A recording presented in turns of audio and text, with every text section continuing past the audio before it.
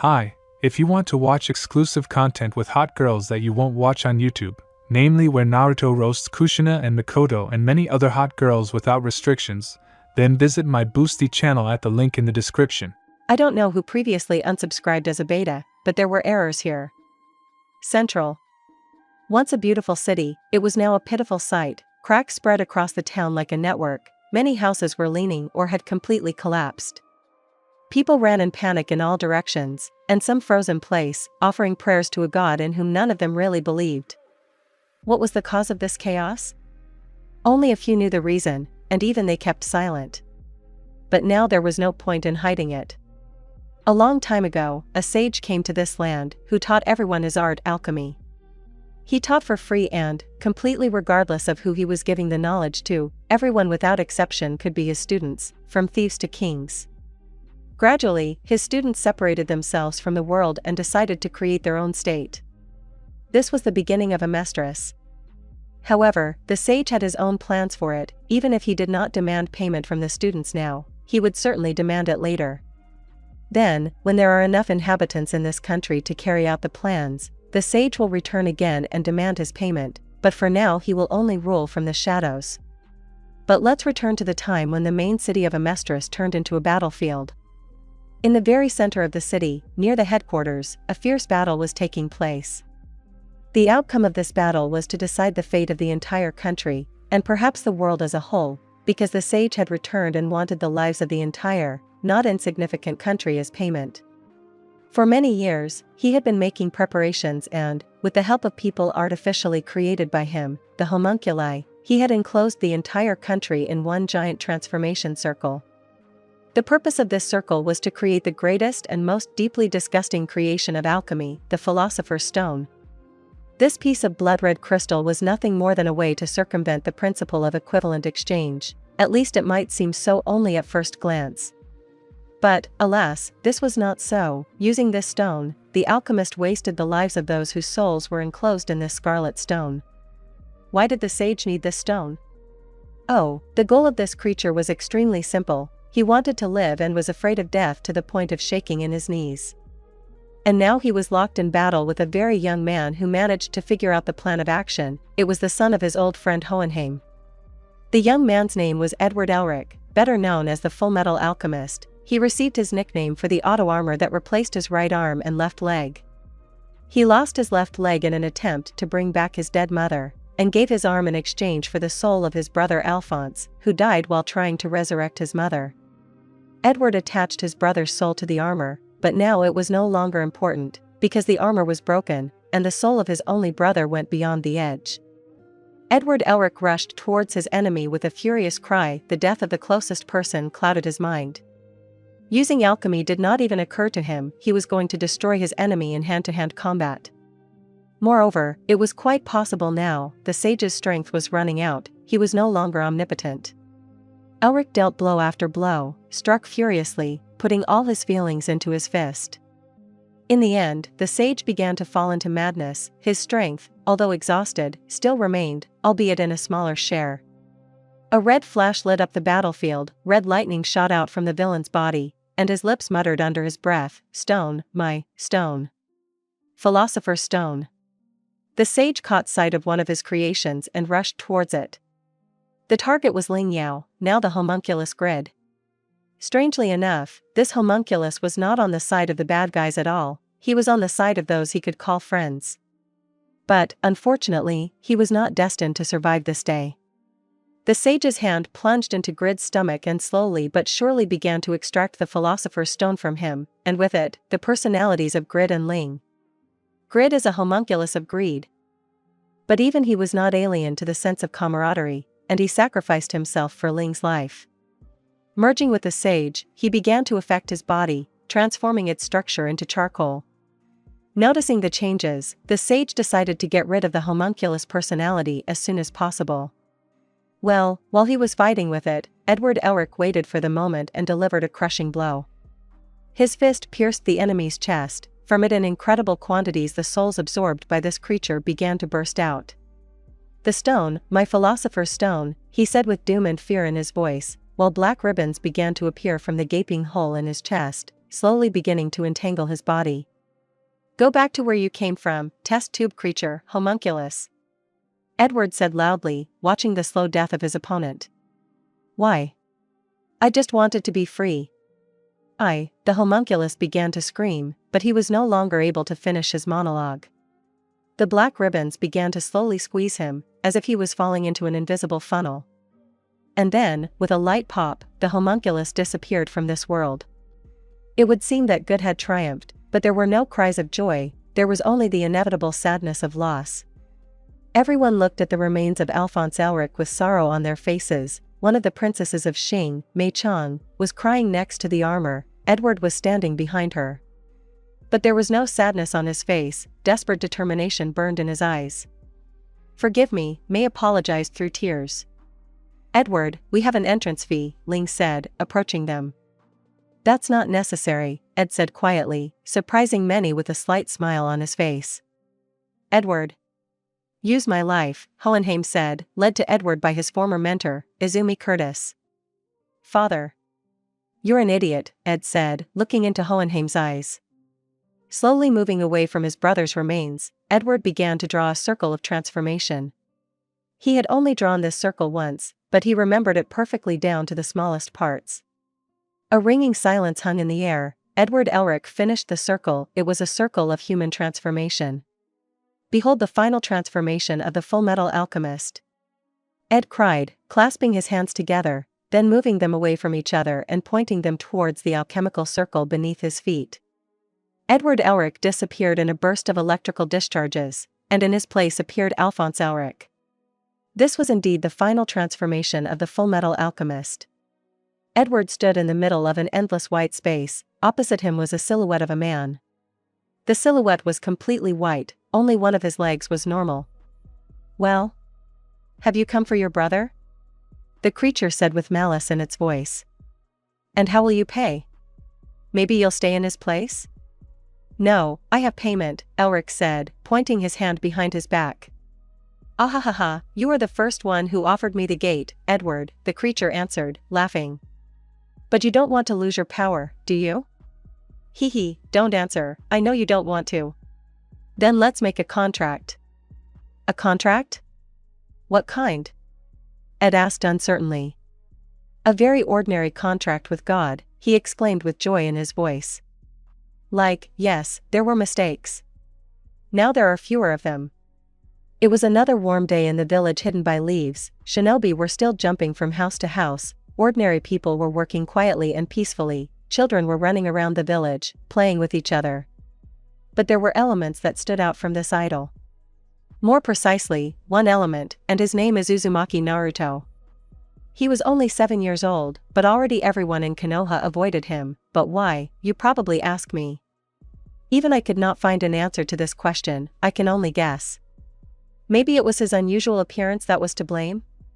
Or his hair the color of ripe wheat, which he stubbornly grew, the scars on his cheeks that strongly resembled the whiskers of a cat or a fox. And also his different colored eyes, one of which was bright blue, and the other was bright yellow, or rather golden. Thinking about this theory, the young man slowly walked towards the library. Although many in the village did not like him, but the local librarian did not show any obvious signs of aggression. It was quite possible that her short-sightedness was to blame. In the library, Naruto was looking for information about Shinobi. Why did he need it? Well, at least because Naruto was a representative of a dying clan and knew it very well. There he was looking for biographies of great shinobi, although they did not have super techniques, but there were more important moments, small details that are usually missed. Take armor, for example. For several generations now, only one clan in Konoha has worn it. Why is that? Well, firstly, it is expensive. If armor is needed specifically for shinobi, then it must be possible to strengthen it with chakra, and chakra-conducting metal is very expensive. Secondly, it is, oddly enough, useless unless, of course, it is made of chakra-conducting metal, since any strong technique can pierce it, and then it depends on what was hit, melted armor, so the shinobi will feel what it means to plunge into molten metal, hit with lightning technique and get a fried shinobi. Well, thirdly, armor simply restricts movement. Naruto learned all this information from the description of the life of a certain Takashi Yoichiro, a ninja who decided to become a samurai. True, Takashi did not live long, but now Naruto learns from his mistakes. Finally, Naruto reached the public library. In fact, there were only 2 libraries in Konoha, the public library and the academic library. The building was small and one-story, and looked pretty shabby. They say that there used to be a second library building, but it was destroyed during the attack of the nine-tailed demon. Speaking of which, Naruto often heard the word demon quietly dropped by someone. The blonde, although small, was not stupid at all. His birthday fell on the day of the demon's attack. He was often called a monster, and the kid knew about personalities like Jinchuriki from books. Even though these books were entertaining, he got the gist of it. Throwing away his sad thoughts, Naruto, taking a deep breath and praying in his mind that the library would be empty, crossed the threshold.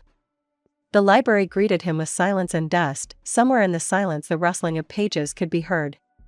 Uzumaki slowly walked past the librarian, nodding to her in greeting, his eyes already devouring hundreds of shelves with books. Slightly quickening his pace, he began to maneuver among the shelves, until finally his eyes caught on something interesting. A tattered white book. On the spine of the book, in a language unknown to Naruto, intricate words were written. The hand slowly and carefully took the book from the shelf. On the cover there was a rather strange image. A regular hexagon enclosed in several circles, inside which was a triangle of the correct shape, as well as a great many tiny details that were not immediately noticeable. Such as, several words written on the edges of some figures. Carefully peering at the drawing, Naruto tried to understand its purpose. Spitting on it, he opened the book and was even more surprised. It was all in a different language. But Naruto had never thought that somewhere in the territory of the 5 elementary countries, they spoke something different from the common language. This made him think deeply. Automatically taking the book, he headed to the counter to check if he could take this book with him. Yes, of course.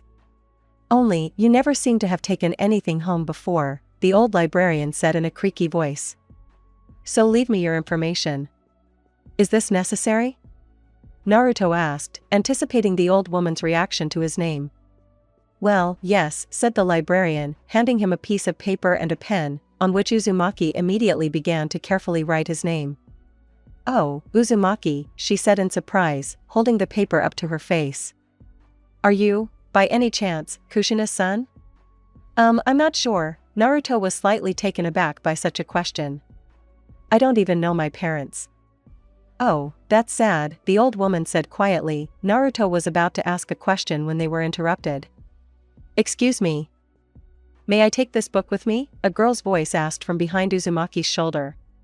Turning his head, Naruto saw a girl about his age in gray nondescript clothes, who had dark hair, gathered in a rather intricate hairstyle, 2 balls of hair on the back of her head.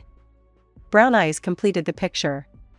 Yes, of course, the old woman immediately switched her attention to the girl, and Naruto could only sigh and quietly go to the exit. The way to the apartment allocated to Naruto had long ago turned into a kind of game, the point of which was to get home unnoticed. Although Naruto called it a game, it was necessary training, because a shinobi is a silent killer, or rather, he should be a silent killer, but looking at the Konoha shinobi, Naruto already began to doubt it, because he was different. The young Uzumaki himself loved flashy colors, such as red and orange, and he wore such colorful things quite often, because it made training more difficult. And now Naruto was trying to get home, blending in with the terrain. He was doing it very badly. If ordinary residents sometimes did not notice him, then the shinobi responded to his attempts only with light laughter, only until the moment when they realized who they met on their way. After that, their gaze changed dramatically, hostility flared up in it. Already halfway home, his own body forced Naruto to change the route. With the rumbling of his hungry stomach, the blonde, no longer hiding, walked to his favorite eatery. He loved to eat well, and here they served the most delicious ramen in the whole world, and it didn't matter that Naruto had only been to Konoha so far. Old man, I'll have a double pork ramen. Uzumaki shouted as he burst into a Chiraka ramen. It will be here soon, the local owner Tuchi responded cheerfully. Oh, Naruto, what kind of book do you have? The owner's daughter, asked, seeing the book in Uzumaki's hand. Oh, I don't know, I grabbed it from the library to read, Naruto responded carefree. Oh, what's it about? Ayam asked with interest. This question left Uzumaki stumped, how to say what she was talking about.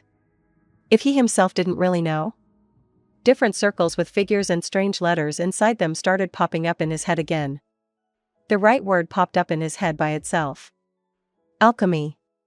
It's about alchemy, Uzumaki answered with confidence in his voice. Alchemy, the girl said distinctly. An incomprehensible word. Have you decided to become a smart guy, Naruto? I already was. Naruto exclaimed. This conversation could have continued further, but the ramen was ready, and Uzumaki's mind switched off. Already at the end of the meal, he glanced at the only friendly individuals in all of Konoha. Tucci and his daughter never looked at the boy with contempt or hostility, rather with sympathy and sorrow. Why exactly they treated him like that, Naruto did not really think about it. Although sometimes he found it rather strange. Finally, having finished the ramen, Uzumaki reached into his pocket to get some money, but seeing Tucci shaking his head negatively, he smiled and shouted, "Thank you, old man." He ran back to the house, never hearing the phrase dropped by Ayam, "He looks so much like his brother, doesn't he, father?" And what was Uzumaki's home? Naruto himself affectionately called his house a den, but in reality it was just a small apartment located on the outskirts of the city. A large, dilapidated building inhabited either by Umbu, since they were accustomed to Spartan conditions, or by orphans like Naruto. Slowly climbing the stairs, Uzumaki rolled this incomprehensible word around on his tongue. It was something new to him, but at the same time, for some reason, it made him feel as if he had clearly known its meaning a long time ago. Here he is already pushing the front door to his apartment, throwing off his shoes and jumping onto the old bed. His hands immediately open an incomprehensible book, and his eyes rest on an unknown language. Naruto looked at each letter in the hope of understanding these unusual letters. Soon he got the idea to make a list of these very letters. An alphabet, so to speak. But in the end he quickly got bored with this, and he decided to make one of these strange drawings. After running around the room for a while, he found a piece of paper and a pencil that had somehow ended up in the closet, and slowly began to draw a figure.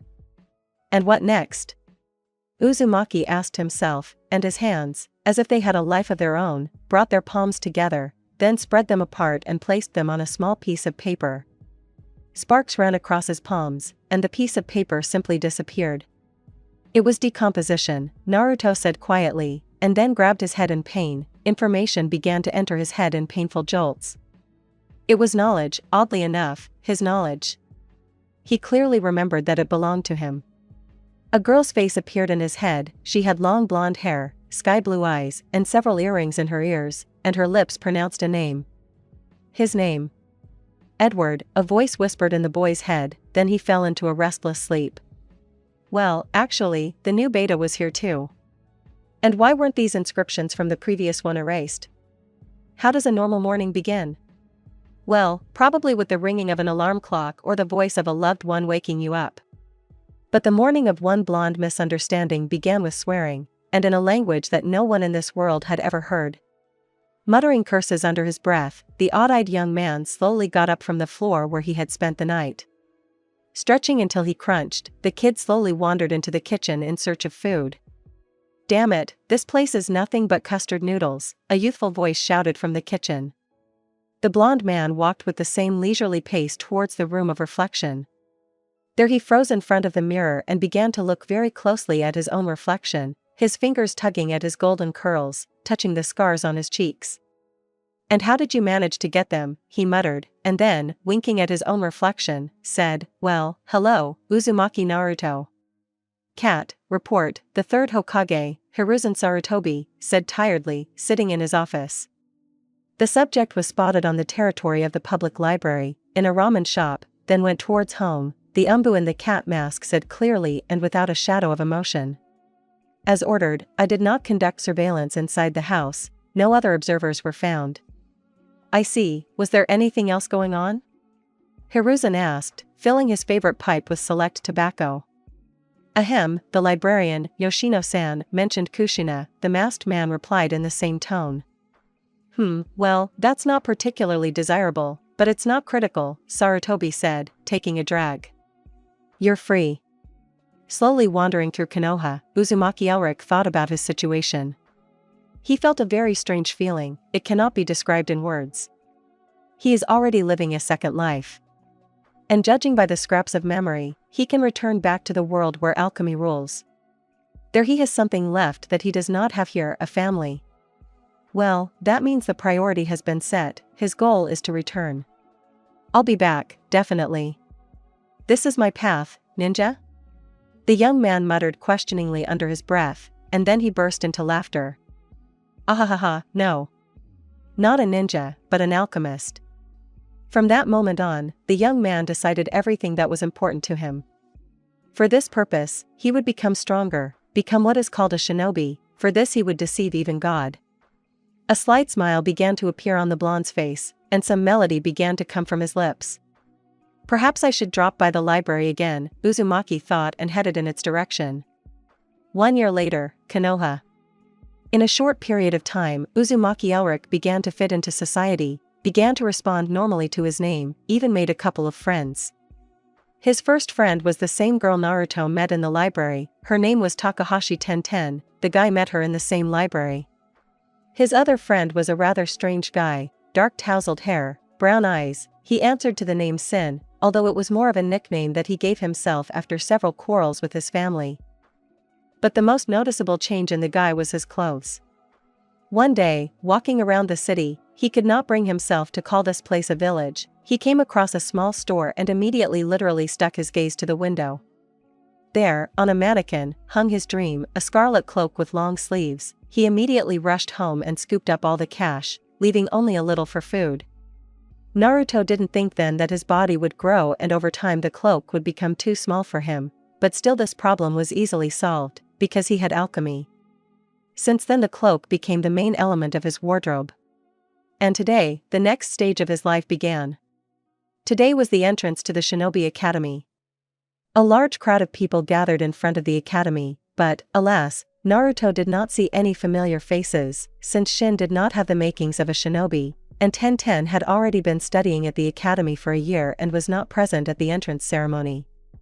The third Hokage came out onto a small platform and began to conduct agitation. Uzumaki could not call it anything else, these were tons and hundreds of centners of agitation, but it is worth emphasizing that Hiruzen advocated for the protection of their homeland, the Land of Fire. Ignoring this chatter, Uzumaki Elric decided to make a small training plan for himself. The entire previous year was allocated to his adaptation to the world, and now it would be worth starting training. And may the will of fire always be in your hearts. Naruto caught the end of the address, and also noticed that only the clanless kids fell for it, while all the clan ones had expressionless faces. So everyone was told to go into the building to be assigned. The assignment consisted of a couple of tests that showed knowledge of basic skills, such as language and the basics of mathematics. Also, a couple of ninja doctors, or more simply, Irionen, approached each participant. They checked the level of chakra in the applicants. And then, based on the results of all the tests, the children were assigned to classes. Naruto ended up in an elite class, along with all the clan children and a couple of well-prepared clanless children. Entering the designated auditorium, Uzumaki Elric immediately sat down at the first desk. In his opinion, this was a good place for someone who wanted to study, and he considered himself to be one. Next to Uzumaki sat a dark-haired young man, by all appearances, a member of the Uchiha clan. Uzumaki Naruto, the blonde said, extending his hand to his neighbor. Uchiha Sasuke. After a short pause, the dark-haired man finally responded to the handshake. At the same second, a pink-haired girl landed on the third seat at the table and began to slowly eat Uchiha's brain. She did it with obvious enthusiasm, as if she had been preparing for this her whole life. Having cast a sympathetic glance at Sasuke, Naruto turned his gaze to the teacher who entered the classroom. He was a dark-haired man of average height, his distinguishing feature was a scar on the bridge of his nose. "Hello, children, my name is Yumino Irika, and I am the curator of your group. I am also a history teacher and a ninjutsu teacher for the older years." The teacher began his speech, then he read out another patriotic text, and only then said the schedule of classes for the next 6 months. On this note, the first day at the academy ended, all the people began to slowly flow out of the building. The pink-haired girl, in the company of several others, surrounded the poor Uchiha, and Naruto decided to help out his deskmate. He abruptly wedged himself into the group of girls surrounding the guy, grabbed Sasuke by the forearm and, without slowing down, dragged him along with him. Uchiha caught on to the plan of his blonde savior and did not resist. Together they ran a couple of blocks and hid in one of the alleys between the many houses of Konoha. "Well, I think we've broken away?"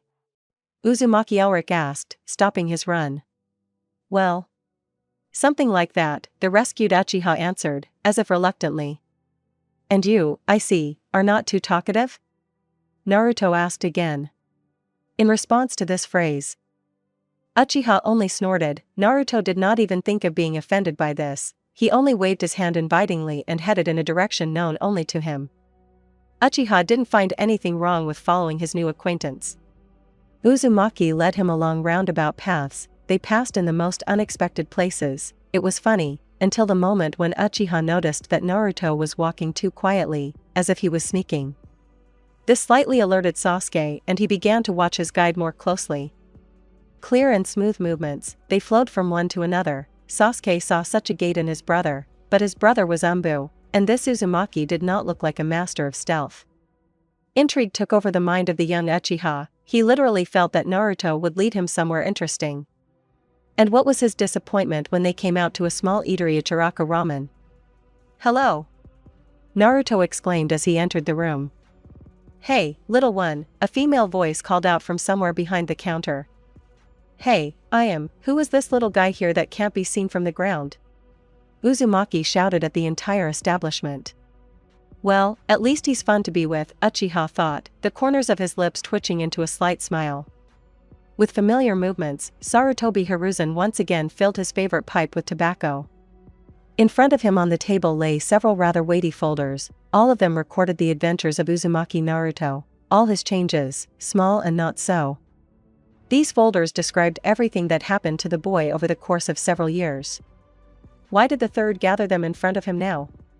He was trying to understand where he had gone wrong, what he had overlooked. The boy should have grown up loyal to the village, and if not the village, then the Hokage, but this young man treated everything with a large dose of skepticism. And yet all this was not critical for Hiruzen, because this child was first and foremost the son of the fourth, and only then the carrier of the demon. It was a pity that not everyone in the village understood this. Inhaling the tart smoke, Sarutobi opened one of the folders, his eyes slowly began to move over the entries. An 8-year-old boy with long, braided hair the color of ripe wheat was slowly walking down the street. His eyes were closed, and he was whistling a tune under his breath. And not far from him, in the shadows of the houses, one of the Umbu was hiding. Today, he was assigned to the demon. At work, this member of the Secret Service responded to the call sign Suslik, well, and in the worldly world he was simply June. A native of the Konoha orphanage named after Sarutobi Hiruzen. In general, there were only 3 orphanages in the village. The first one was for children who were not capable of becoming shinobi, the second one was raising a new generation of killers, well, and the third one, it was the one organized by the third Hokage. There were everyone. There was no difference whether you were a simple child or someone who would become the protector of the village in the future. This was not the first time that Gopher had been assigned to watch Uzumaki, but today, in the eyes of the fighter of the invisible front, changes were noticed that other people did not notice. Sometimes the boy would say words or phrases in a language different from the common one, even his facial expressions had changed slightly. If last time the blonde grinned so that it seemed that the smile would soon reach his ears, now there were slightly raised corners of his lips on his face. His gait became more confident, it seemed that the kid was expecting an attack from any side. For the sake of interest, Gopher took a small metal ball out of his pocket, it was unknown what he had forgotten there, and threw it towards the blonde. The guy abruptly jumped to the side, landed, made a sharp turn and stared right at Gopher. The ANBU was sure that the guy did not see him, but was looking at the place where the ball had flown from. Well, I should put that in the report, June thought then, and he slowly moved to the roof of the house, not far from Uzumaki, who was still examining the area around him to see who had attacked him. Hiruzen blew out a puff of smoke and wondered what could have affected Uzumaki. A fox? It was unlikely, because everyone knew that this demon would have already tried to kill its host if it had come into contact with him. And besides, Naruto had become more reasonable, he had become more eager for knowledge, although before that he had also read a lot. but entertainment literature and attempts to find scrolls with techniques were two different things.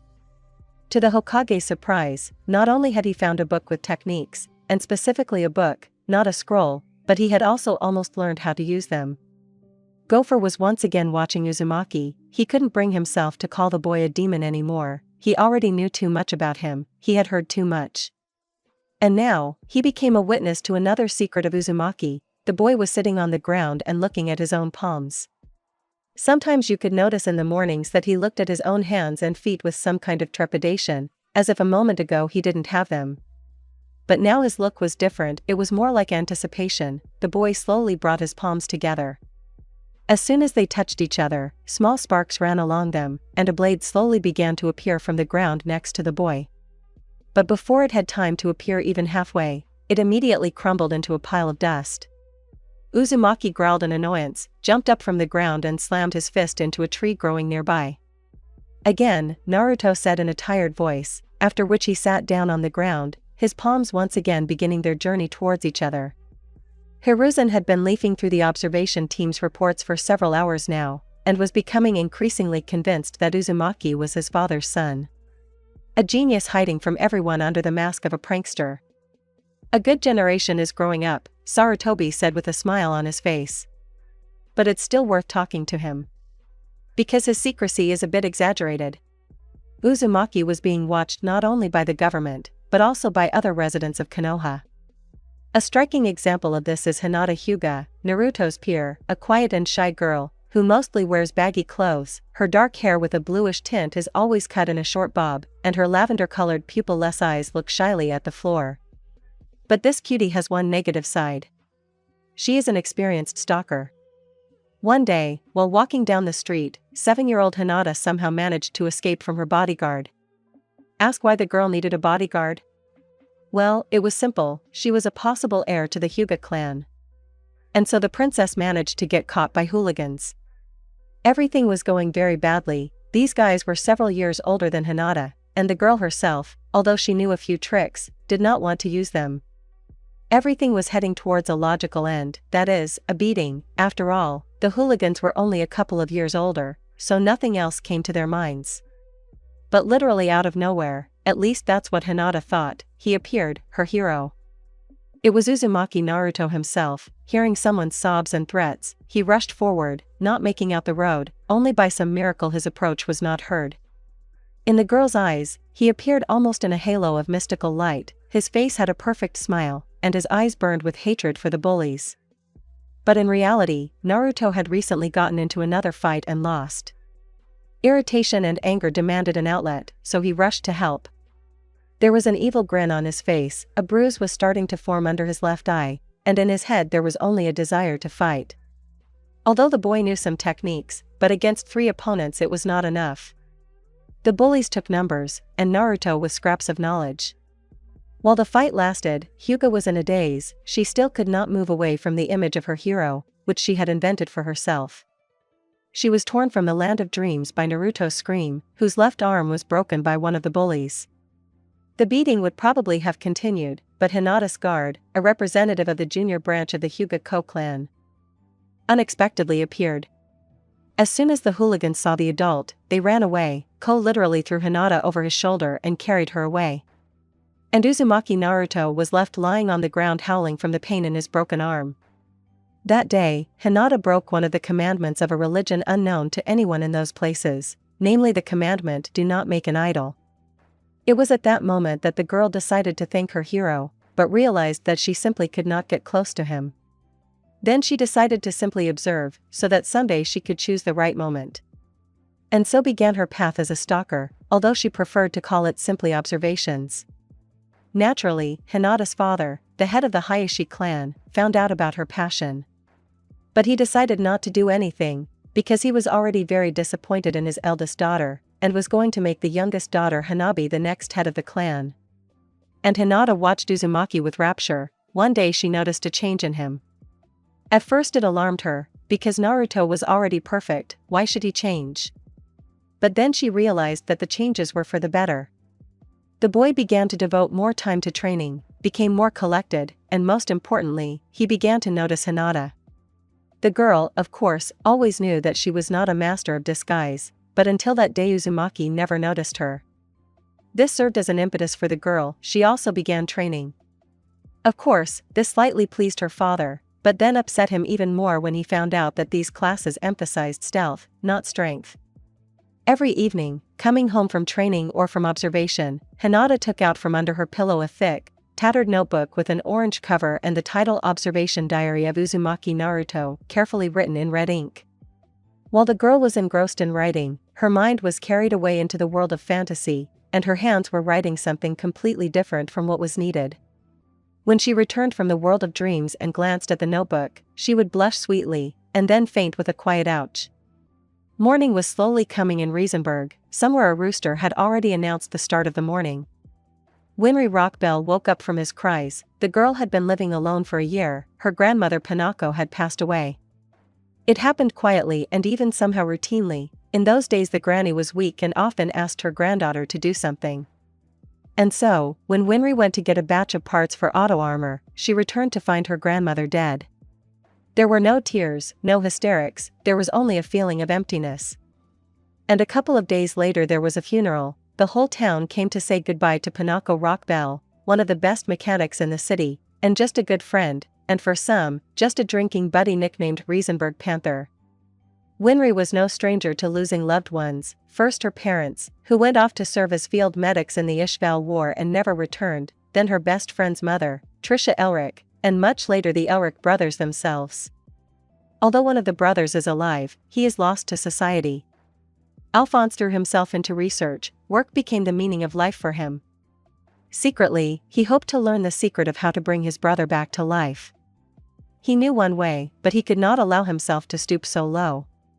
And even now, 5 years after Edward's disappearance, Winry considered what happened to be a disappearance, not death. His younger brother was still searching.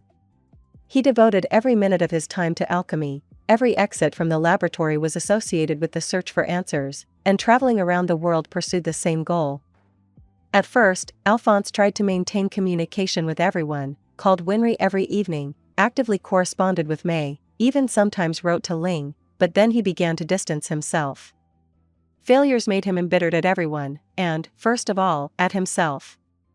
The younger Elric had fallen out with everyone, and of his superiors he only communicated with Mustang, who by that time had already confidently ruled the country. And for several years now there had been no word from him. Maybe he had disappeared too? Winry increasingly drove such thoughts away from herself, even though Alphonse no longer communicated with her, but the news of his death would probably have driven the last nail into the coffin of Rockbell herself. Shaking her head and driving away the sad thoughts that had crawled out of it in the morning, Winry finally got up from the table where she had fallen asleep. Above the table, right on the wall, there were many photographs and drawings, from which one could easily determine the life path of both Winry herself and her friends. Her gaze caught on the last photo, after which she no longer updated this memorial. In it they were all still together. Edward with a happy smile stood next to a huge suit of armor, which at that time was Alphonse, and Winry herself. The photographer then was Lisa Hawkeye, and the background of the photo was Roy Mustang sorting out papers. A smile crept onto the girl's face, memories of what it took to take this photo precisely against the background of Mustang angry at the whole world immediately surfaced in her head. But the smile immediately disappeared as soon as the girl looked down and looked at the lonely photo lying on the table. The girl still couldn't bring herself to hang it on the wall. The photo depicted Winry, Alphonse, who had already returned to his body, her grandmother Panako, the Elric brothers' mentor Izumi Curtis with her husband Sieg, and Van Hohenheim was captured on the side. It seemed as if he was trying to escape from the frame as quickly as possible. Edward was not in this photo, as it was taken after his death. The girl kept looking at the photo, thousands of words and memories rushed through her head, her hand trembled slightly and reached towards the photo, and a moment later a new photo appeared on the memory wall, at its very edge. At that moment, Rockbell hoped that there would be more, where Edward would appear again. She was distracted from her thoughts by the barking of Dan, an elderly dog, from the street. The barking seemed happy and even welcoming. Then there was a knock on the door. "Coming!" Rockbell shouted immediately and headed for the door, dressed in nothing but her oily work overalls. With each step she was getting closer to the door, and now her hand was on the doorknob. The door creaked open, and the words Winry wanted to say got stuck in her throat. He walked slowly along the streets so familiar from childhood. He remembered every turn and alley, remembered the shortcuts through the vast fields. Now he passed the bakery, where the best bread in all of Riesenberg was prepared. Now the doors of the tavern he passed opened. All this evoked nostalgia. But the boy was interested in one specific place. He quietly walked through the town, not noticing the dumbfounded looks of people. Slowly he wandered along the road to the house at the other end of the fields, which could already be seen on the horizon. Each step brought him closer to his cherished goal. He was already literally a couple of meters from the door, when from somewhere behind the house a black and white dog limping on one non-native leg flew out with a cheerful bark. The dog had received this prosthesis a long time ago, saving a boy and his girlfriend. "Hey, buddy," the boy said quietly, reaching out towards the door, his fist lightly hitting the white-painted wood. "I'm coming," a muffled voice came from the house. A few moments later the door opened, and a girl appeared on the threshold. She was taller than the guy by about half a head, her light hair was hidden under a bandana. "Hello, Winry," the young man said somewhat tiredly, looking at the stunned girl. Morning was slowly coming in Riesenberg. Somewhere a rooster announced the start of the morning. Winry Rockbell woke up from his cries. She woke up abruptly, and then jumped up in place. In her head there was still an image of Edward, so familiar and unfamiliar at the same time. The same hair, the color of ripe wheat, braided in a braid, the same height, even the clothes were similar. But one of his eyes was blue. And on each cheek there were 3 scars resembling the whiskers of some animal. "What a strange dream," Winry said quietly, glancing at the memory wall and then at the photo from the funeral. Her hands, just like in the dream, were shaking slightly as she pinned the photo to the wall.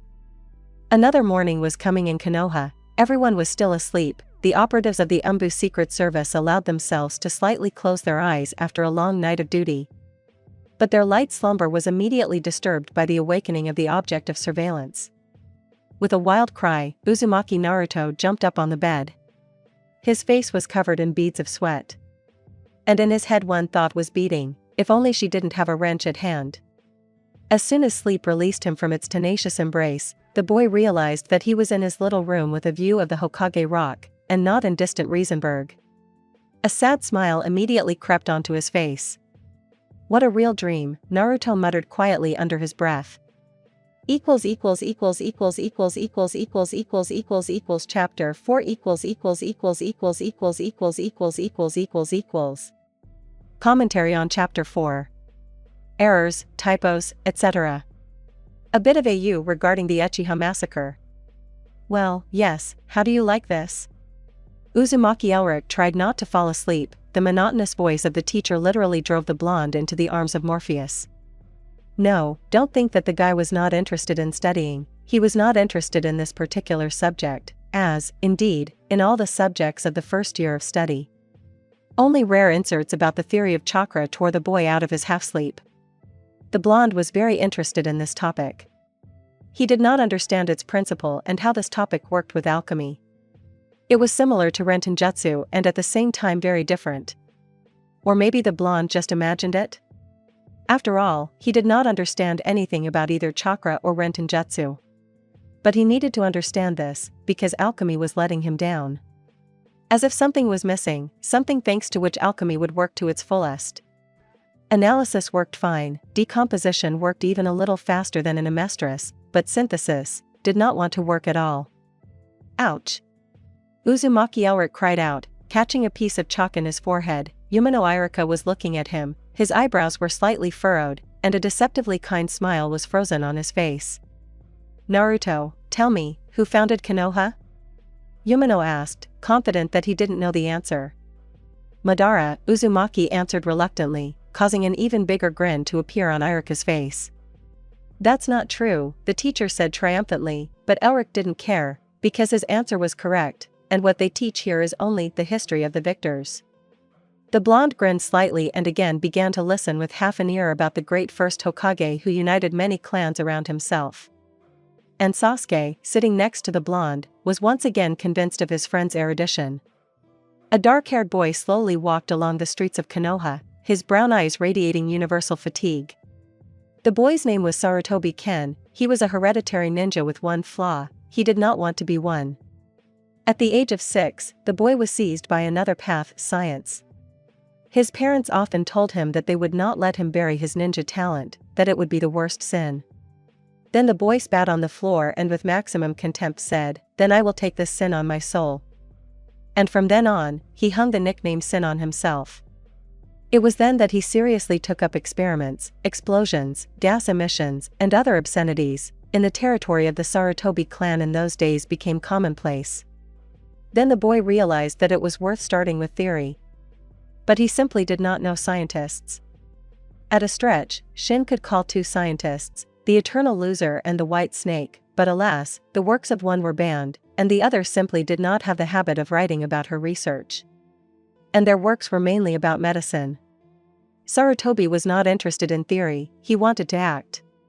He read everything he could get his hands on, but he was still missing something.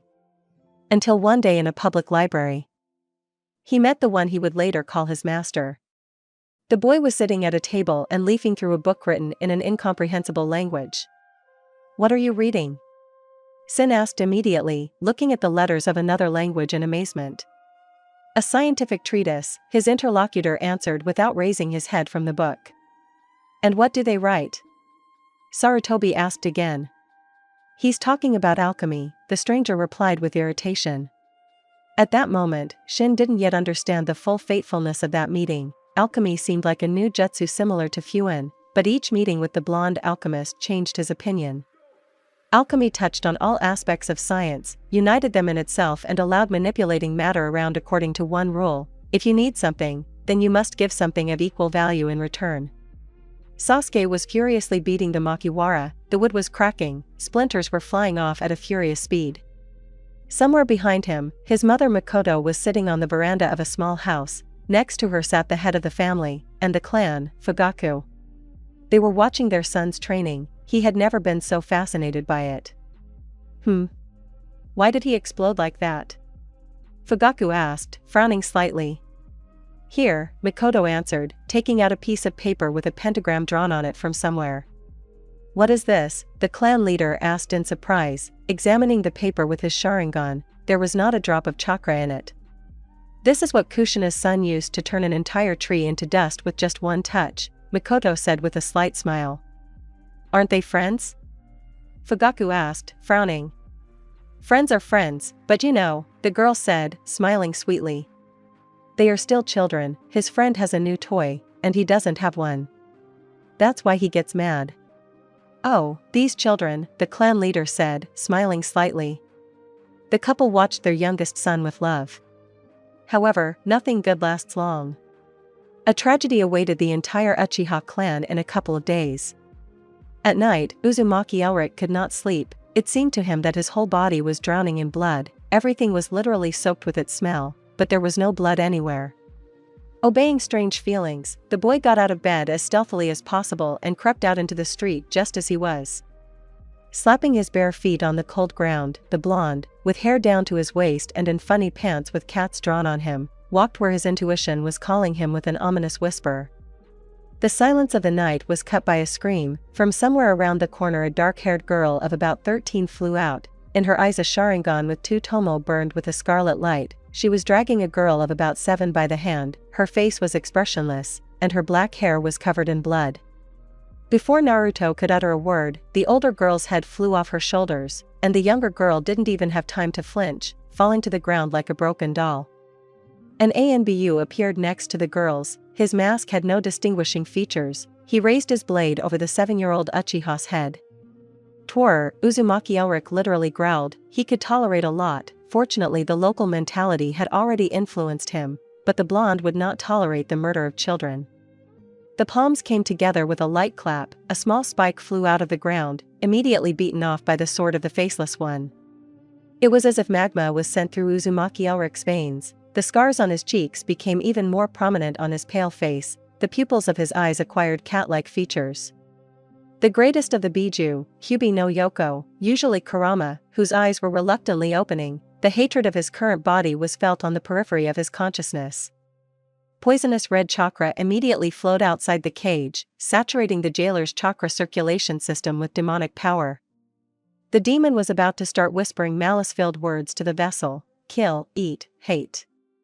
As the eyes of the nine-tailed fox saw the space behind the cage, there, on a small stone elevation, stood a gate, all of them covered in strange engravings, and power emanated from them. And then the demon fell into a stupor for a moment. The gate began to open. Hundreds of hands, woven from darkness, broke through a small crack, until finally one white hand appeared, then the thing itself crawled out. The abstract silhouette of a man, literally breathing with power, turned his eyeless head towards the fox's muzzle. A smile immediately appeared on his head. The finger of his left hand, as if laughing, threatened the demon. Then the silhouette was pulled inside the gate by the same black hands. "Well, to hell with it," Kurama said in surprise. "I'd rather sleep some more." The demon fell asleep, leaving the demonic chakra he had released to the discretion of his jailer. An umbu with the funny call sign Suslik was assigned to spy on Uzumaki that night. Everything seemed as usual, but the elite ninja managed to miss his protege. And only a wave of demonic bloodlust showed him the way to his goal. There, on the street, the demon was fighting a member of Root. The blonde was covered in scarlet chakra, from which two tails were also made, fluttering behind his back.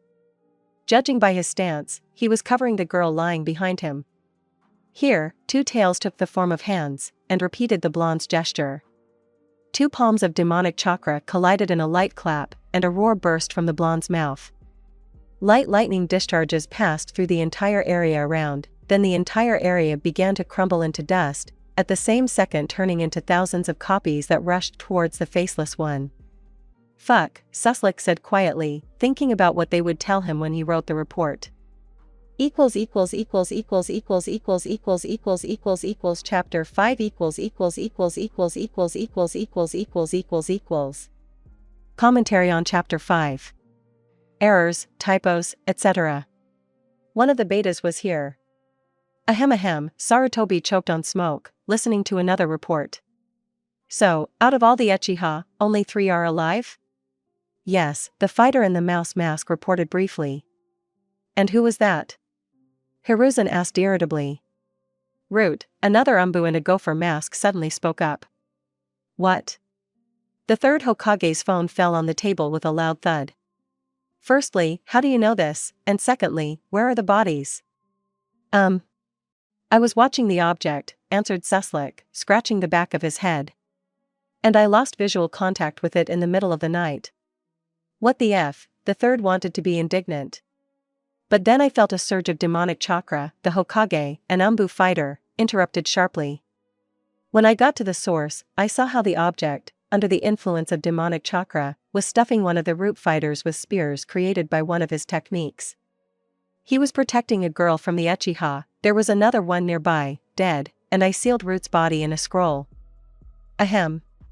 This time Danzo won't get off so easily," Hiruzen said with an evil grin on his face. "You've gone too far, old friend." "What about Uzumaki?" the third asked, already worried. "What could happen to him?" Suslik said, scratching his head again. "He finished off the Root, rushed to the Uchiha quarter, fell face down on the ground halfway, lost consciousness, and is now in the hospital. Last night. The life of one little girl flew into the abyss in a couple of moments. During the day, Ayumi and her sister were happily talking, waiting for their father to come back from a long mission, and in the evening, she was contemplating a pool of blood in her own house. What she saw on the floor was hard to call her father. An ordinary child would have cried and run away, but Ayumi was trained to be a ninja from the moment she realized herself. Her father's body caused only sadness mixed with emptiness. The feeling was similar to hunger. A pulling feeling somewhere in the area of the heart. While Ayumi was in a stupor, her sister quickly grabbed the girl by the hand and rushed away from the clan territory. Ayumi did not understand where and why her sister was taking her. She did not even hear the words that she said in an attempt to bring her sister to her senses. She remembered only the whistle of the blade and the head of her older sister flying off her shoulders. Having lost the warmth in her palm, Ayumi fell to the cold ground, confused. Out of the corner of her eye, she saw an umbu fighter, but his mask had no distinguishing features. He was raising a blade over her. There was no fear, only sadness. A moment later, a wave of fear washed over the girl, but it was caused by a completely different fighter. Twirr, a roar was heard somewhere behind her. A second later Ayumi saw the boy right in front of her. Everyone in Konoha knew who it was. The civilians called the boy a demon, and only experienced ninja knew that he was a simple boy forced to be the village's weapon. A wave of wild fear flooded Ayumi's consciousness. Her body still did not obey her, and in the end the girl lost consciousness.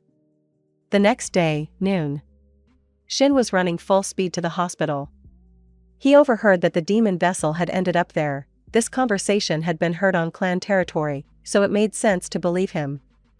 It was easy to run to the hospital, but finding Uzumaki there was more difficult. All the doctors were running back and forth, because the workday had already begun. Attempts to find out which ward the boy was in led only to go away. Don't interfere with work. The situation was saved by the unexpected appearance of an umbu in a dog mask. The 32nd ward, the second building, just for a little while, the umbu said, placing his hand on Shin's shoulder, and then disappeared into the shunshin. Thank you, Sin muttered quietly and rushed in the indicated direction. The ward, surprisingly, was a single bedroom. A dark-haired girl was sitting on a chair in the corner of the room. She stared blankly at the wall and occasionally glanced sideways at the bed where Uzumaki lay. He was all wrapped in bandages, only his mouth and eyes were open. Sin slowly approached his friend and wanted to say something, when suddenly he was beaten to it. Oh, hi, Shin, Naruto said hoarsely, opening one eye. 2 questions, Sin said, frowning. How did you manage to do that? And tell Ten about it? Secret information, Uzumaki said curtly. And you can tell Ten, although I don't think she'll come, she has school and all that. I see, Sin said wearily, his hands already taking a book with a white cover from his bosom. I actually wanted to clarify something. Sin, can't you see, I feel a bit unwell here, Uzumaki said quietly, closing his eyes. Okay, the guy agreed reluctantly. After all, he had just come to visit a friend, and questions about alchemy were only secondary. Then another man entered the room. He was wearing an umbu uniform and a gopher mask. Well, you've done some damage, little demon, the umbu said wearily. Hello to you too, Naruto replied, still not opening his eyes. Well, I'll go, said Sin, realizing that he was a little out of place here and immediately walked away with a quick gait. I understand that this was an action against the entire clan? Uzumaki asked sullenly, opening one eye. Yes, said Umbu and walked slowly towards the windowsill. There are 3 survivors. Uchiha Sasuke, Uchiha Ayumi, and Uchiha Izao, but the latter is currently in a vegetable state. That's shitty news, Naruto said tiredly, he simply didn't have the strength to be angry. And also, since I failed the surveillance, I was demoted and assigned another mission, Umbu said, removing his mask. From this day on, I am your personal teacher. You can call me June or just mentor. Doesn't look like a demotion, the blonde replied thoughtfully. It's easier to observe, just sit and stay out of sight, June said tiredly, rubbing the bridge of his nose. And now I have to teach you something. He was having a nightmare, the whole world was painted in scarlet tones. His bare feet walked slowly across the cold wooden floor. He tried not to pay attention to the squelching sound of his own steps and not to look down. The entire floor was covered in blood, body parts were lying here and there. Swallowing the lump in his throat, the boy somehow hobbled to his parents' room. Father. Mother, the boy said quietly, looking at the corpses of his own parents. Who did this? His older brother came out of the shadows of the room. Brother. The boy said in confusion, anger beginning to awaken in his chest. He was about to say something else, but a demonic roar reached his ears. The dream ended abruptly. Aya! Uchiha Sasuke cried out, waking up in his room. The demonic roar was still heard in his head, and his brother's emotionless face was before his eyes. He definitely couldn't have done it alone. Sasuke said hoarsely. Even though he believed his brother was strong, he simply couldn't cut down everyone he saw. That roar, that creature probably helped him. I'll kill them both. He's awake. A scream came from the nurse who flew into the room, followed by a doctor, and an umbu appeared in the corner of the room. Finally, when everyone had left his room, the relatively small Uchiha was still sitting on the chair. Uzumaki Elric decided to look under the bandages. Slowly, coil by coil, he freed one of his arms. Burnt flesh was visible under the bandages, the skin was missing on the arm up to the elbow. Why the hell don't I feel any pain? A terrible thought came to his mind, and he began to rip the bandage off his head with hasty movements. Phew, the blonde sighed with relief, realizing that he still had his hair. His head had suffered the least, only a few burns on his face. In particular, one part of his famous mustache was gone, in its place was an uneven oval wound.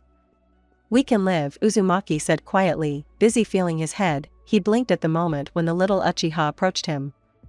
I owe you my life, Uzumaki Dono, a quiet voice came from her. This is nothing but trouble, Naruto thought tiredly, looking into her emotionless eyes.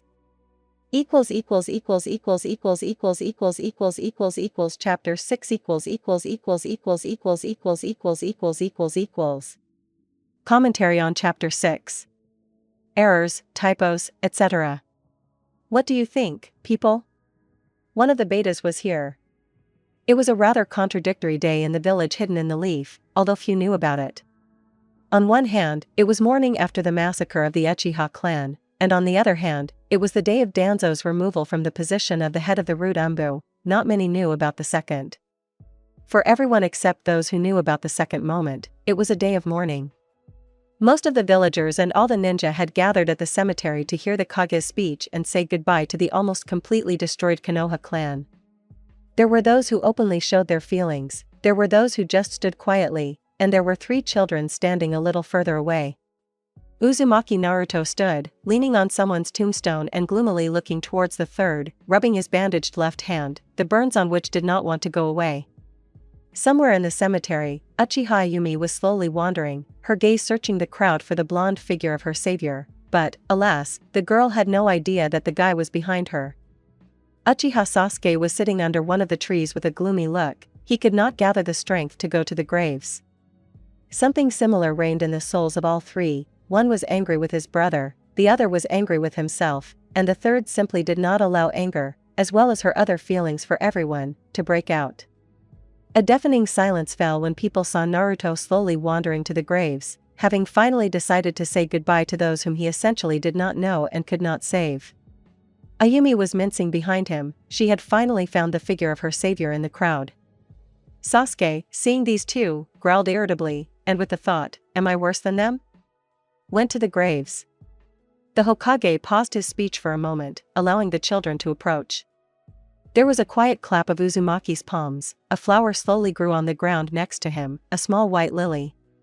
Then Ayumi came up and with a magician's gesture pulled out an identical one from somewhere in the folds of her clothes. Sasuke was the last to place the flower on the grave. Unlike the others, he carried the flower in his hands the entire way. He held it in his hands while still sitting under the tree.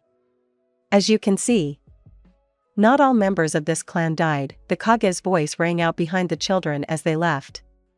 And for that we should thank Uzumaki Naruto, he suffered greatly while saving one of the Uchiha. Sasuke was about to say, to shout out what he thought about the Hokage, and about the situation as a whole. He was furious about this funeral, because it was wrong. All the bodies found were burned, and in this cemetery there was just a monument. A mass grave without bodies. It was wrong. Uzumaki's palm fell on Sasuke's shoulder, the blonde's face was unusually gloomy, the same irritation was visible on it, as on Sasuke's face. You can shove your gratitude up your... Naruto himself began to speak, still not turning to face the Hokage, but he stopped short when he felt someone's hand gently squeeze his. The little Uchiha, with the same uninvolved face, stood next to him, holding the blonde's hand. Let's go. I don't want to be here, Sasuke said irritably and went forward, followed by Naruto and Ayumi. The 3 children walked slowly forward, none of them knew where to go, but none of them was definitely going to go towards the Uchiha quarter. And so, the end of the path for this trio was Uzumaki's apartment. Although there was little space in it, there was room for 3. Having gone into the kitchen, the children sat around a lopsided table and were silent until there was a knock on the door. It's your house, you open it, Uchiha said irritably, glancing at Naruto. Maybe I should? Ayumi asked, but Uzumaki Elric had already gone to the door. Behind it, Hinata, red as a lobster as usual, was revealed. She was holding out a small package towards the blonde.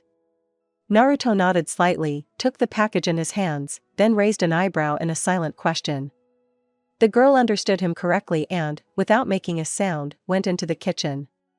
Uchiha Sasuke opened his eyes somewhat reluctantly. He felt too good. His body felt pleasantly warm, a cool wind blew on his face, birds were singing somewhere nearby. And then it dawned on Uchiha that something was wrong. Sitting up abruptly and opening his eyes, he saw Konoha park around him. He himself was in a small hammock stretched between two trees. What gave him warmth was a bright orange jacket. Not far from Sasuke, Uzumaki was lying on the ground in only dark shorts and sandals. His torso was still wrapped in bandages, as was his left arm. "Hey, Uzumaki," the Uchiha said irritably, standing up. "Why the hell am I covered with your jacket?" "She's yours, actually," Naruto said from the ground without opening his eyes. "I lost her to you in a card game." "What?" Sasuke raised his eyebrows in disbelief. "You said it was cool," Naruto responded cheerfully from the ground. "True, you wanted the same one, only red, but still." "And why the hell don't I remember anything?" Uchiha asked, frowning. "Hinata decided to get us drunk," Uzumaki said calmly, still lying on the grass. "We drank?" Sasuke asked in disbelief. "I was drinking, and you were getting drunk," Naruto replied. Uzumaki, we are 11, Sasuke said sullenly. "I'm Uzumaki, I can drink poison, and in the morning I'll just have a stomach ache," the blonde said. "And I had to get you drunk so you'd talk, otherwise you'd go crazy." "Just remember, it was the only time," Uchiha said sullenly. "Tell me that after your first serious mission," the blonde replied, rising from the ground. "Where are Hinata and Ayumi?" Sasuke decided to ask anyway. "Hinata went home, and the little one is sleeping at my place," Naruto answered, stopped abruptly and turned back. In the shadow of the trees stood a man in jonin clothes with dark short hair and brown eyes. He waved his hand at Naruto and a sadistic smile appeared on his face. "Who is this?" Uchiha asked.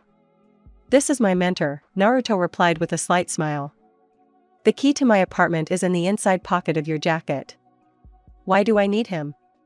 Sasuke asked sullenly at the blonde's back as he walked towards his mentor.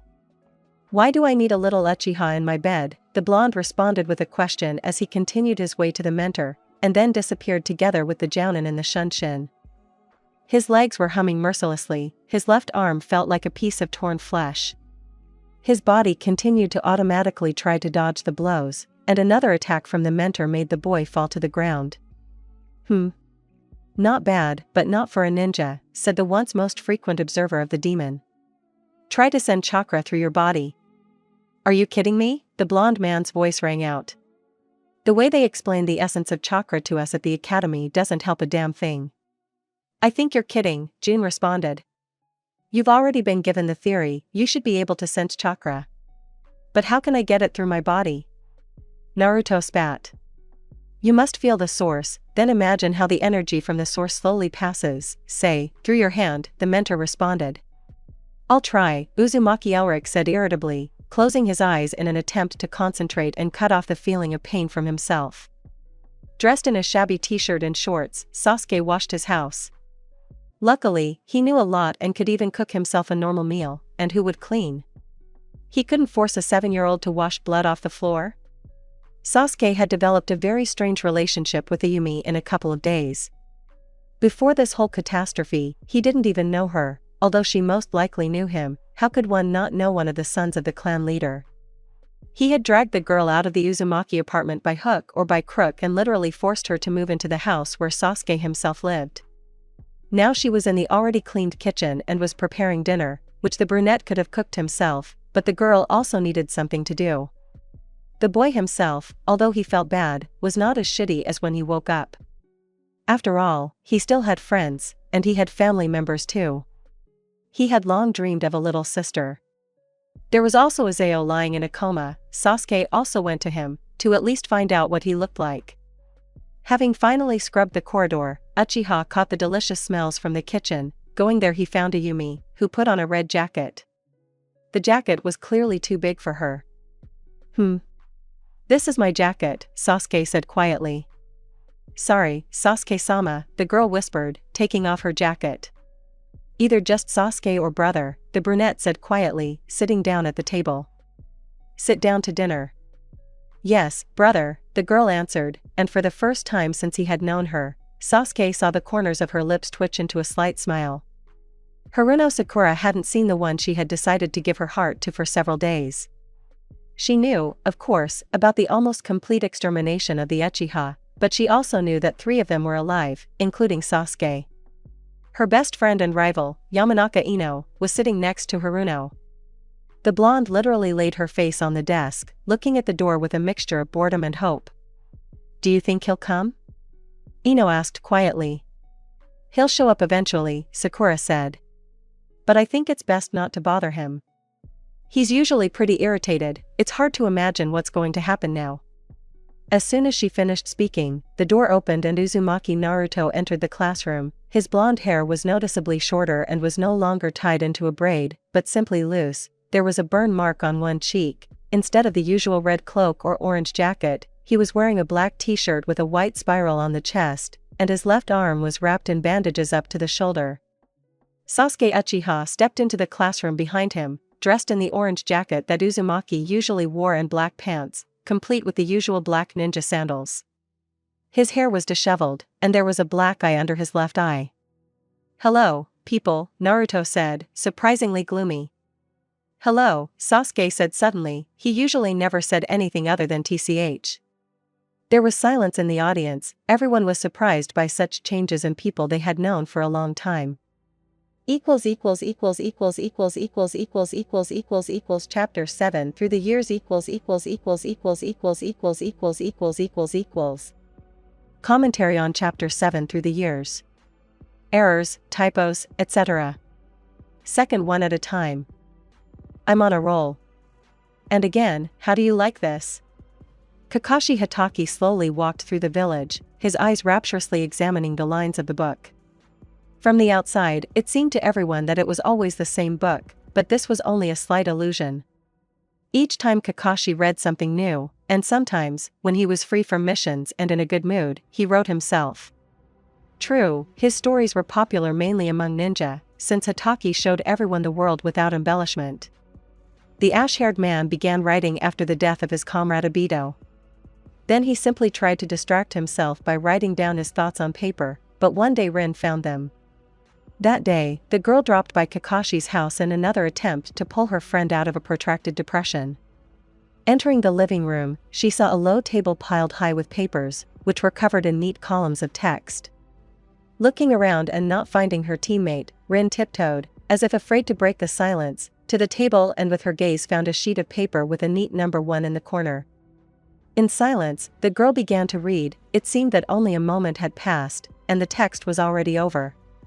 But during these moments, Rin became so attached to the characters, so imbued with the atmosphere that she involuntarily shed a tear when the main character died on the battlefield, covering his comrade with himself.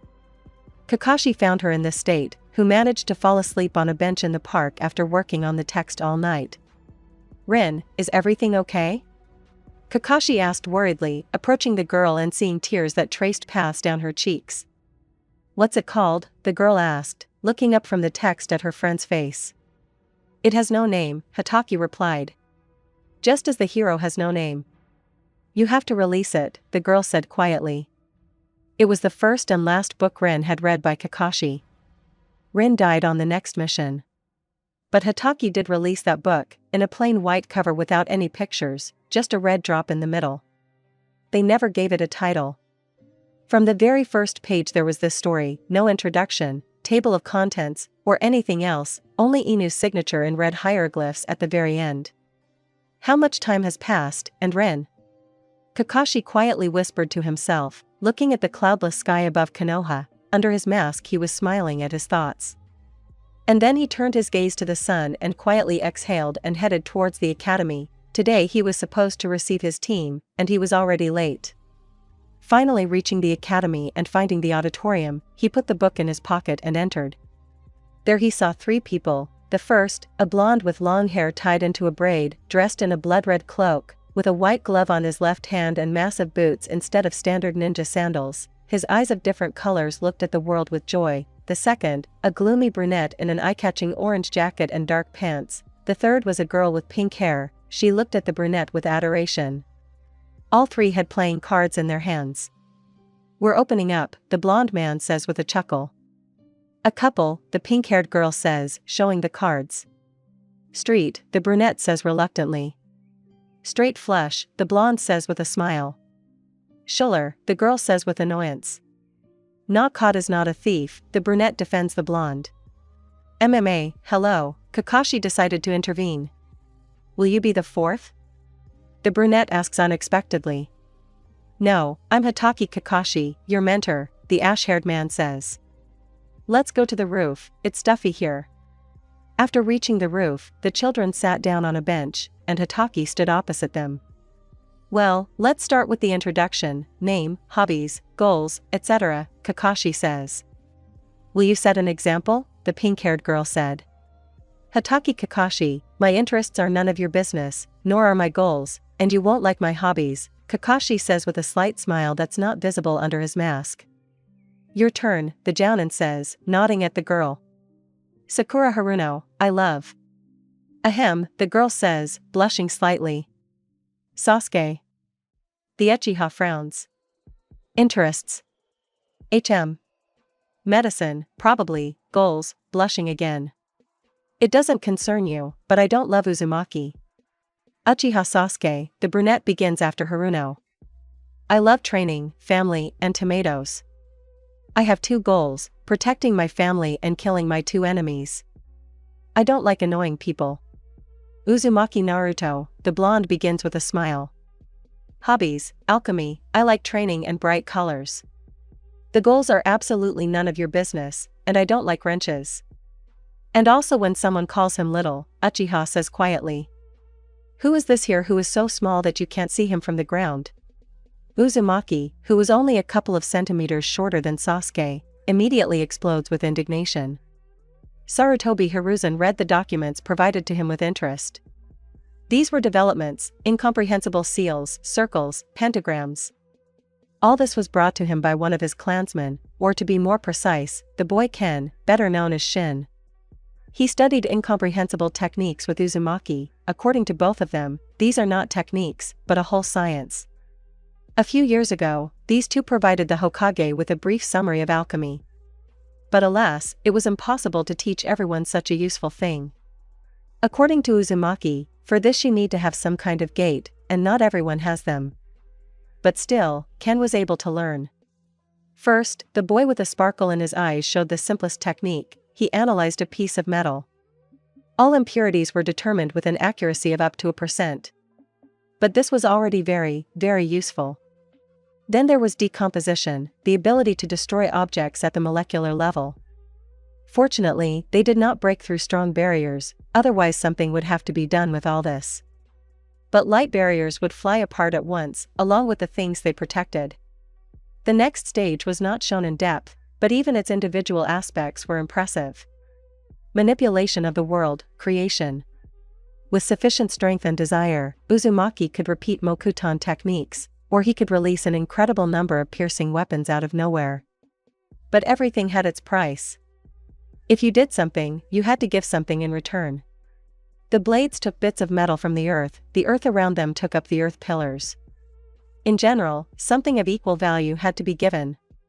The new generation will be incredible, Hiruzen says quietly with a fatherly smile on his lips. One day, Uchiha Izao's life collapsed. He couldn't even understand what struck him. He lay in a coma for almost a year, and the first thing he learned was that only 3 people remained from the entire clan, including him. That same day, 2 people came to his room. A girl unknown to him and the son of the clan head. Outwardly, they did not express any emotions, but for a second, the girl's lips twitched in a smile. "You've been sleeping for a long time, Izao," Fugaku's son said. "But it's okay, as soon as you're released from here we'll need to talk." "Ahem. I'm useless," Izao said sullenly in response. The doctors told him one more thing, he was paralyzed. "I'll never be able to walk." "Nonsense," the boy said sharply. You're not useless, you're a member of the Uchiha clan, and no matter what ailments you have, you'll remain one, and we'll take care of you. At that time, these words shocked Izao a little, but a little later, when the man was discharged, Sasuke himself came for him, and then in a wheelchair drove him across Konoha to the Uchiha quarter. The strangest thing is that he brought him to the house of the clan head, where the girl also happened to be. "Welcome home, brother," was how the girl greeted Sasuke. It surprised Izao, because he knew that Fugaku only had 2 sons. "There are too few of us left to make any distinctions," Sasuke said, seeing Izao's surprise. "So we're all family." Much time has passed since then. Izao got used to the eternally gloomy Sasuke, to the unemotional Ayumi, even to the boisterous and sometimes incredibly mature Uzumaki and the quiet and eternally blushing Hinata. Finally found his path, which turned out to be far from being a ninja. He turned out to be a good artist. Now his paintings adorned all the walls of the house. He painted everyone and everything, capturing every moment of the life of his family and their friends. Every change was visible in the paintings. One day, when Izao is very old, then, probably, he will arrange his own exhibition. And its name will be Through the Years. Chapter 8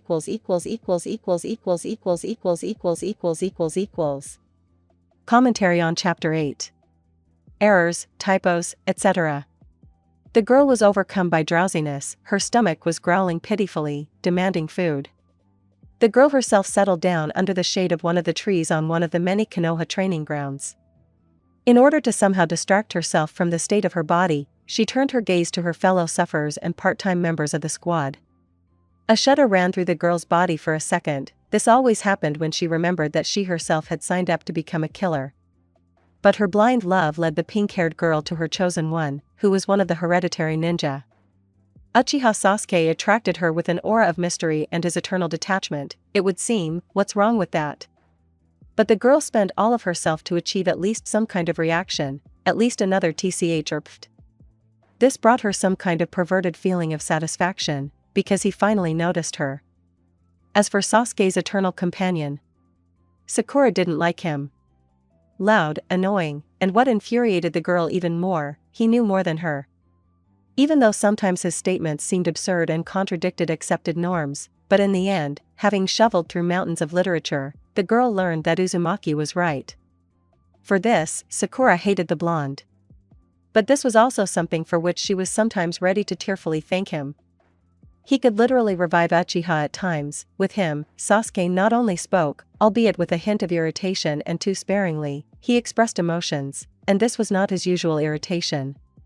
In those days when Sasuke lost his family, it was in the boisterous blonde that he found support. It was then that he began to change.